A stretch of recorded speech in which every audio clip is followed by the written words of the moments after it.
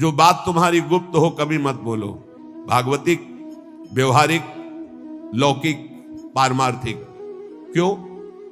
लोग उपहास करेंगे, तुम्हारी बात की गहराई को नहीं समझ पाएंगे। अगर आपसे कोई गलती भी हो गई है तो महापुरुषों से बोलो, संसारियों से नहीं। हमें लगता है बोलने की जरूरत नहीं, वो खुद जान जाएंगे, वो कृपालु हैं, वो हमें संभाल लेंगे।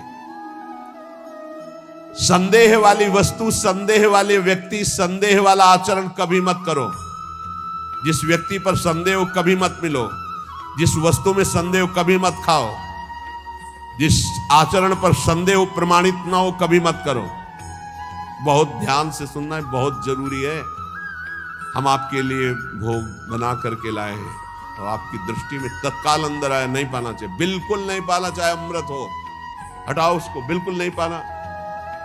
ये भागवतिक संकेत होते हैं। जिस व्यक्ति के मिलने में संदेह लगे, ये हमें कम समझ में आया, कभी नहीं मिलना चाहिए। जिस वस्तु में संदेह हो जाए कभी नहीं पाना चाहिए। जिस क्रिया में संदेह हो जाए कभी नहीं करना चाहिए। भगवत मार्ग के पथिक को जो बात अपनी गुप्त हो उसे कभी प्रकाशित नहीं करना चाहिए। भविष्य की चिंता भक्त नहीं करता। अगर भविष्य की चिंता कल क्या होगा तो तुम शरणागति में कलंक हो। लाभ और हानि ये हमारे सामने कोई मान्यता नहीं रखते। इसमें हम प्रभु के विधान को देखकर प्रसन्न होते हैं।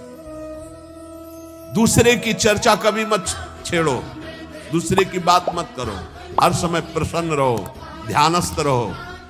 रजोगुणी तमोगुणी भोजन चाहे जितना सुंदर दिखाई दे कभी मत पाओ। रजोगुणी तमोगुणी लोग चाहे जितना सुंदर व्यवहार करें कभी सहवास मत करो, इनका दूर रहो। ये महापुरुषों के वचन है। यदि तुम्हारे पास कोई भोग सामग्री संग्रह हो गई है तो वो तुम्हारे धर्म के सेवन के लिए, दूसरों के हित के लिए, तुम्हारे भोग के लिए नहीं है। ये ओछी प्रवृत्तियों वाले पर संदेह वृत्ति रखो। गलत आचरण करने वाले, ओछा बात बोलने वाले, उन पर कभी प्रियता नहीं रखनी चाहिए। बहुत बड़ी हानि होती है, पक्का समझ ले, बहुत बड़ी हानि होती है। यह हर उपासक को सावधान रहना चाहिए, चाहे स्त्री शरीर हो चाहे पुरुष शरीर हो। जहां कहीं ओछी प्रवृत्ति, देखो एक दृष्टि में पता चल जाता है कि यह सामने वाला कैसे देख रहा है, कैसी हरकत है, कैसा, एक दृष्टि में। भगवान ने इतना ज्ञान तो सबको दिया है कि एक मिनट में, एक दृष्टि में फाइनल हो जाएगा कि आदमी संग करने लायक है या नहीं लायक है। या ये चाहे कोई भी हो, कोई भी हो, एक दृष्टि में पता चल जाता है। ओछी प्रवृत्ति पर अंकुश रखो, ना किसी का संग और ना अपने अंदर ओछी प्रवृत्ति। प्रभु प्रेम प्राप्ति के लिए गले पड़ना होता है महापुरुषों के। गले लगना नहीं, गले पड़ना होता है। गले पड़ना और गले लगना में अंतर है। गले पड़ने का मतलब होता है आपके सिवा हमारे पास कोई साधन नहीं है, तो आप ही हमारे प्रेम प्राप्ति के साधन भी हो और साध्य भी हो। ऐसे गुरुजन महापुरुषों का आश्रय लिया जाता है। प्रभु प्रेम प्राप्ति के लिए महापुरुषों के पीछे पड़ जाओ, गले पड़ जाओ।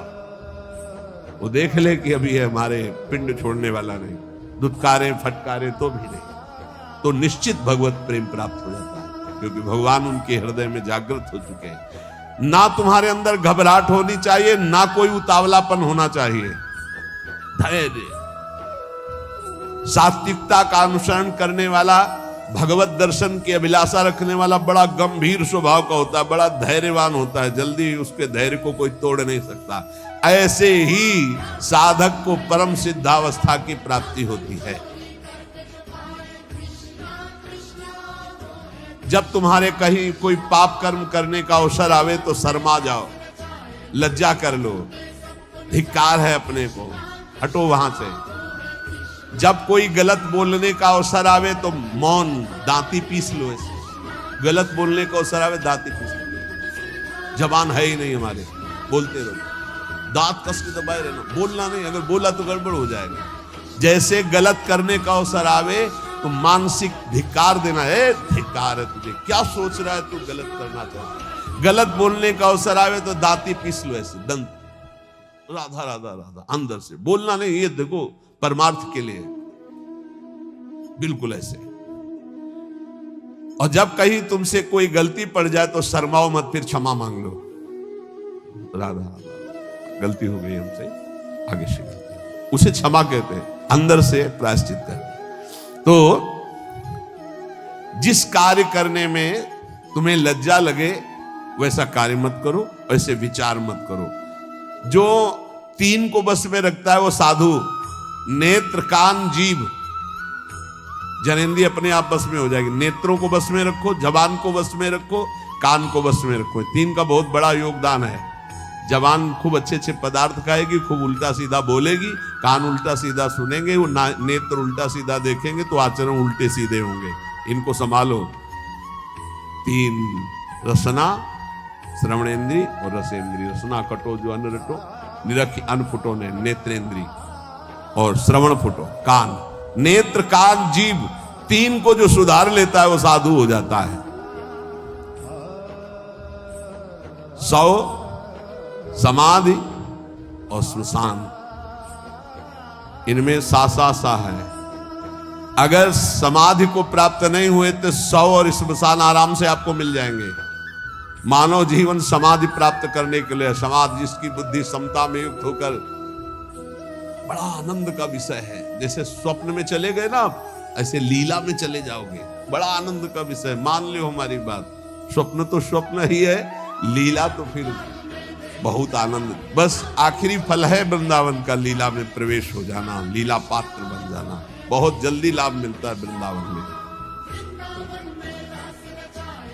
श्री भगवान महायोगेश्वर हैं, करुणा करके बता रहे हैं कि उपासक यज्ञ के द्वारा ही परम पद को प्राप्त होता है। कल कई यज्ञों का वर्णन सारांश में किया गया था। ब्रह्म यज्ञ, प्रत्येक कर्म में कर्ता करण क्रिया पदार्थ सब कुछ ब्रह्म रूप है, ऐसा अनुभव करना ब्रह्म यज्ञ, जो कल वर्णन हुई थी। ब्रह्मार्पणम ब्रह्म हवि ब्रह्माग्नो ब्रह्मणाहुतम ब्रह्मविद्यम गंतव्यम ब्रह्म कर्म समाधिना। इसी को भगवद अर्पण रूपी यज्ञ की व्याख्या कल की थी। संपूर्ण क्रियाएं, संपूर्ण पदार्थ भगवान के हैं और भगवान के लिए कर रहे, ये भगवद अर्पण रूपी यज्ञ है। और एक अभिन्नता रूपी यज्ञ का वर्णन किया था।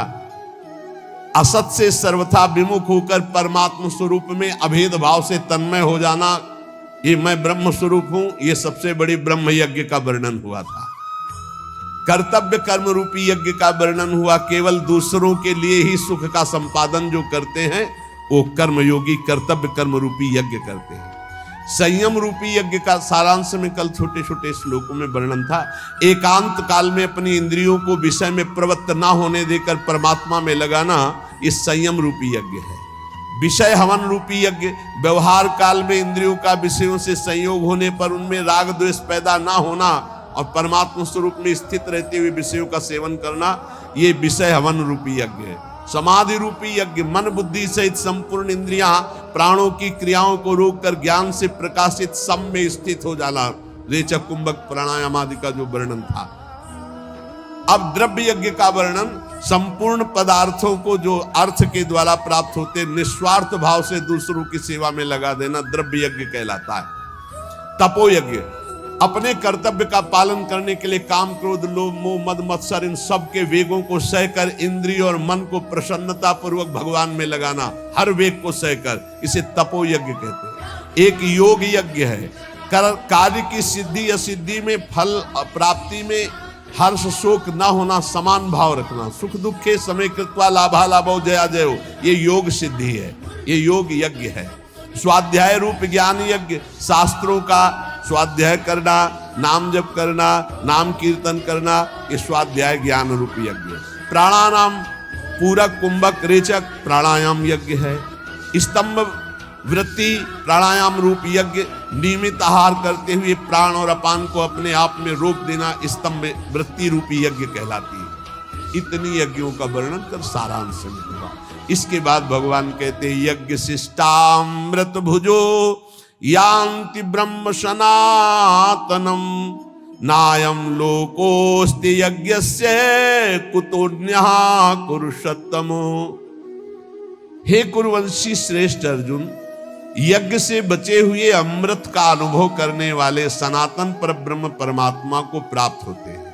यज्ञ ना करने वाले मनुष्य के लिए ये मनुष्य लोक भी सुखदायक नहीं, फिर परलोक कैसे सुखदायक होगा। तो भगवान का यहां क्या कथन है, यज्ञ शिष्टामृत भुजो यान्ति ब्रह्म सनातनम। निष्काम भाव से तुम्हारे पास जितनी भी वस्तु सामग्री है परिवार और समाज की सेवा में लगा देना, और जो आपको सेवा के बाद बच रहा उसका सेवन करते हैं, एक ऐसा और एक दूसरा। श्री भगवान को विराजमान करके, सब श्री भगवान की वस्तु है, जो भी प्रसाद पाए भगवान को अर्पित करके, वो यज्ञाशिष्ट अमृत भुजो है, वो अमृत भोजन है। मरने वाली सब वस्तुएं अमृत कैसे अनुभव करा सकती हुई, अमृत भगवान है। जब हम भोग लगा देते हैं तो वो प्रसाद अमृत हो जाता है। ऐसे तो अमृत वस्तुएं हैं, सब मृत्यु लोक की जितनी भी वस्तुएं सब मृत हैं, सब नष्ट होने वाली, पर जब हम प्रभु को अर्पित कर देते हैं तो वो प्रसाद हो जाता है, चरणामृत हो जाता है, उच्छिष्टामृत हो जाता है। इन वस्तुओं को जब हम प्रसाद रूप से स्वीकार करते हैं तो ये हमें भगवत प्राप्ति करा देती है। बहुत सरल भाषा में समझो, तुम्हारे पास जो भी वस्तुएं हैं भगवान को अर्पित करके परिवार की सेवा में, समाज की सेवा में, स्वयं शरीर की सेवा में वो प्रसाद हो जाए। बिना अर्पित किए न वस्त्र पहनो, न भोजन पाओ, न पानी पियो। क्योंकि भगवान कहते हैं जो यज्ञ से अवशिष्ट वस्तु का भोग करता है वही परम पद को प्राप्त होता है, ब्रह्म को प्राप्त होता है। यज्ञ ना करने वाला मनुष्य लोक में नहीं सुखी रहेगा, फिर परलोक की बात क्या है। एवं बहुविधा यज्ञा वितता ब्रह्मणो मुखे कर्मजान विदितान सर्वान एवं ज्ञात्वा विमोक्षसे। बहुत तरह की यज्ञ वेद शास्त्रों में वर्णन किया गया है, विस्तार से वर्णन है। उन सब यज्ञों को कर्मजन्य जान। इस प्रकार जो यज्ञ को जानता है वो कर्म बंधन से मुक्त हो जाता है। कोई भी कर्म भगवान को बिना समर्पित किए नहीं रहना चाहिए, और भगवान को पाप कर्म समर्पित नहीं किया जाता। कोई भी पदार्थ भगवान को समर्पित किए बिना नहीं पाना चाहिए, और भगवान को सात्विक भोग संपन्न करके ही भोग लगाया जाता है। उसमें तामसिक बिल्कुल नहीं, इसीलिए प्याज लहसुन तक मना किया गया है। भगवान को हम वही अर्पित कर सकते हैं जो शास्त्र प्रमाणित है, मनमानी नहीं। जैसे किसी ने हमको दिखाया था मोबाइल में कि एक गोपाल जी को ये सब्जी को वेज कहते हैं और बिना वो उसको क्या कहते हैं, हाँ, उसका भोग लगाते हुए दिखाया था कि हमारे गोपाल जी तो सब नरक की प्राप्ति होगी। ध्यान रखना, राक्षसी प्रवृत्ति का प्रयोग मनमानी मत करो कि तुम्हें कोई डांटने वाला नहीं, तो घर में गोपाल जी विराजमान कर लिए तो जो मना है सो कर सकते हो। नहीं दिखाना चाहिए, नहीं देखना चाहिए, नहीं करना चाहिए, ऐसा बिल्कुल नहीं करना चाहिए। ऐसा तो राक्षस भी नहीं करते थे। आप तिलक लगाए हो, आप कंठी बांधे हो और आप ठाकुर जी को राक्षसी भोग लगा रहे हो, कहते हमारे गोपाल जी जो मनाएगा सो हम खवाएंगे। ऐसा नहीं, ऐसा नहीं, मनमानी नहीं। तस्मात् शास्त्रम प्रमाणम ते कार्याकार्य व्यवस्थित हो। ऐसा करोगे तो ठाकुर जी को फिर जो भाएगा वो करेंगे, और उनको जो भाता है तो ये सारी माया उन्हीं की भावना है। ध्यान रखना, उनकी मुस्कुराहट से माया पैदा हुई, उनकी पीठ से अधर्म पैदा हुआ है, उनकी छाती से धर्म पैदा हुआ है। कैसे मनमानी आचरण कर सकते हैं आप? आप ठाकुर जी को वही कर्म अर्पित कर सकते हैं जो शास्त्र सम्मत है, आप वही भोग लगा सकते हैं जो संत सम्मत है। ऐसे नहीं मनमानी, आपकी मनमानी आचरण नहीं। गोपाल जी भी वही करते हैं जो बोलते हैं। गोपाल जी भी संतों की बात की रक्षा करते हैं। ऐसा नहीं कि मनमानी तुम करो, सबकी अवहेलना करके। तुम्हारे घर में तुम जाओ और श्री विग्रह खरीद लो और मनमानी व्यवहार करो, तो आप क्या समझते हो भगवत पार्षद आपको दंड दे देंगे।